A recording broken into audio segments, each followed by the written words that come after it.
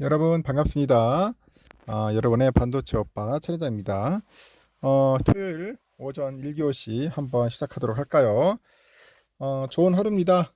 좋은 하루니까 기분 좋게 하루를 시작하고 밖에 나가서 운동도 하고 즐거운 시간 보내면 좋을 것 같아요. 오늘 날씨가 약간 흐린데 이런 날 딱 좋네. 산에 올라가기가 아주 좋습니다. 하여튼 상쾌하고 즐겁고 해피한 그런 전반기 끝났고 이제 후반기니까 후반기를 맞이하셨으면 좋겠습니다. 어제 보니까 미국장 아주 좋았어요. 깜짝 놀랐습니다. 야, 요즘 뭐 미국 뭐 침체 오니 뭐니 뭐 온갖 별 이상한 소리 다 하던데 잘 나가고 있어요. 지금 보니까 나스닥이 1.45% 지금 올랐고 뭐 필라 1.63, S&P 1.2%, 뭐 다우 0.8 너무나 좋더라는 거지. 도대체 왜 그런지 모르겠어. 이렇게 좋은데 뭐가 걱정이야? 자꾸 보면은 뭐 주가 폭락하니 침체오니 뭐 그런 소리 하고 있던데 그런 소리 할수록 더 꿋꿋하게 열심히 모아야겠다는 생각이 들더라고요. 그래서 저도 열심히 한번 달려보도록 하겠습니다. 그래서 잠시 한번 또 미국 소식도 한번 전달드리도록 할게요. 이렇게 뉴욕 증시에서 3대 지수가 이제 며칠간 이어졌던 혼조세를 탈피하고 한꺼번에 시원한 반등을 이뤄냈다. 상반기 기술주를 중심으로 이어졌던 랠리를 장식하는 피날리였는데 다우지수는 전일보다 285.18포인트 상승해서 34,407.6을 기록을 했고 S&P 500도 53.94포인트 올라서 4,450.38 마감을 했고요. 좋아요. 나스닥도 196.59포인트 상승해서 지수는 13,787.9에 거래를 마쳤더라. 시장의 리더 마그니피센트 세븐은 질주를 했습니다. 최근에 숨고르기했던 AI 대장주 엔비디아 4% 가까이 올랐어요. 넷플릭스 3%, 메타 2%, 마이크로소프트 1% 후반 이렇게 상승을 했고 시가총액이 3조 달러 넘은 애플은 주당 4.47달러 상승해서 주당 194달러로 역사상 최고가를 기록을 했습니다. 이날 시장의 광범위한 상승은 하반기 경기 침체 예상이라는 악재에도 불구하고 이른바 걱정의 벽을 타고 오른 지수에 대한 믿음을 확고히 하는 마무리였습니다. 금리가 1년 3개월 만에 멈춰선 6월을 기념하면서 동시에 2분기와 상반기의 마지막 거래일이기 때문이겠죠. 지난 6개월 동안 AI라는 예상 외의 증시 호재는 연준의 그런 금리 인상 캠페인을 모색하게 했습니다. 그러면서 지수를 끌어올렸다. 지난해 연준이 이제 폭락시킨 지수는 올 초부터 슬금슬금 반등의 기미를 보이더니 지방은행들의 은행들의 위기 속에서도 경제지표 반등을 계기로 자신감을 얻어가면서 상당한 랠리를 이끌었답니다. 상당한 랠리를 이끌었다.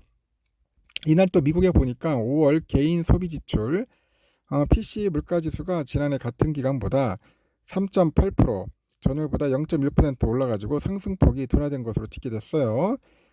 PC 지수는 미국 중앙은행 FED가 주요한 물가 경제 지표로 삼는 기준입니다. 미국 상무부발표에 따르니까 5월 PC의 상승률 3.8은 전월 상승률 4.3에 비해서 0.5%나 낮아졌어요. 한때 9%까지 치솟았던 물가가 이제 3%로 낮아졌다는 것으로 이제 해석할 수 있다고 하죠. 2년 만에 최소폭인 상승인데 연준의 최종 목표치는 2%입니다. 문제는 그 연준과 제롬 파월 의장의 중요한 지표로 삼는 그런 PC예요. 변동성이 큰 에너지하고 식료품을 제외한 그런 PC 물가지수는 전년 동월보다 4.6, 전월보다는 0.3% 올라서 4.4%대에 그 중반에 아주 끈끈한 고물가 수준을 드러냈습니다. 이렇게 헤드라인 PC가 확연히 둔화한 것도 휘발유 등 에너지 가격이 하락이 이제 13.4%에 달해가지고 평균을 끌어내린 것 같아요. 에너지 가격은 최근 반등을 준비하며 꿈틀대는데 우크라이나 전쟁을 벌이고 있는 러시아에서 최근 반란이 일어나면서 푸틴의 리더십이나 통치 권력이 흔들리니까 곧바로 반등 기미를 보였던 것이 이를 반증을 하더라. 연준으로서는 에너지 가격의 상하폭으로 인해서 헤드라인 PC를 믿을 수 없는 이유라고 합니다.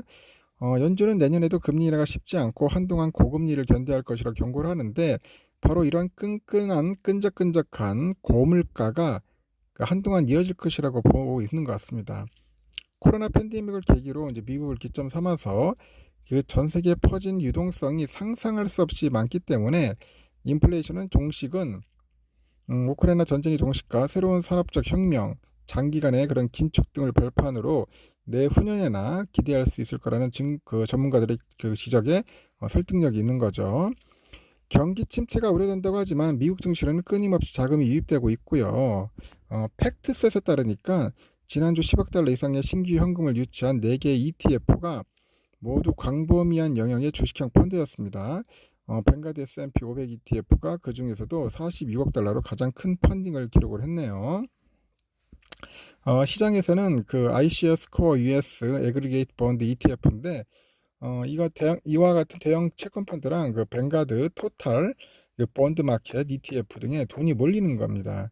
2분기하고 특히 금리가 동결된 6월에 돈이 몰리는 이유는 투자자들이 최근에 랠리를 쫓기 시작했다는 증거로 풀이돼요. 그래서 유럽을 제외한 모든 주요 지역에서 자금이 유입된 것으로 나타났습니다. 여기에 경기 침체에 대한 우려 그리고 안전투자는 여전히 현금과 채권으로도 이제 밀려들고 있다. 둔화 조짐이 보이지 않고 있다. 뭐 그런 해석입니다. 모건 스탠리가 시총 3조 달러를 돌파한 애플에 대해서 다시 시총 4조 달러를 전망한 것처럼 사상 최고 주가 행진을 벌이고 있는 AI주들에 대한 투자 의견 성향도 ETF들을 자극하고 있더라. 이날 다이와는 엔비디아에 대한 투자 의견을 중립에서 비중 확대로 상향을 했고 주당 목표가를 408달러에서 475달러로 높였습니다. 내년까지 이 칩 주식이 16% 이상 더 치솟을 수 있다는 낙관적인 전망이더라.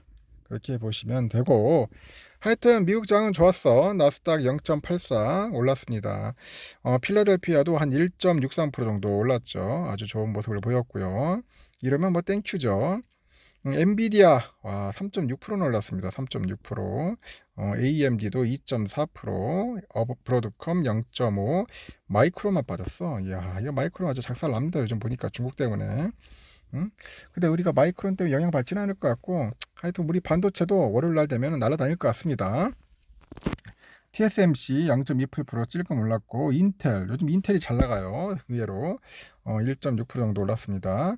텍사스 1.8%, 플라이드 머티리얼즈 0.2, 퀄컴 0.8 이렇게 해서 시원하게 올랐다. 시원하게. 이제 여러분은 어떻게 하면 되냐? 내가 그랬잖아. 저렴할 때, 쌀 때 무조건 모으는 수밖에 없어요. 오르면은 그냥 가만히 멍 때려도 됩니다. 하여튼 좋은 그런 모습을 보여줬습니다. 미국장이. 우리 장도 좀 영향을 좀 받을 겁니다. 받아가지고 월요일에 아주 신나는 그런 주가 상승의 그런 모습, 슈팅의 맛을 한번 기대해 봅시다. 여기까지 하겠습니다. 여러분 좋은 시간 보내십시오.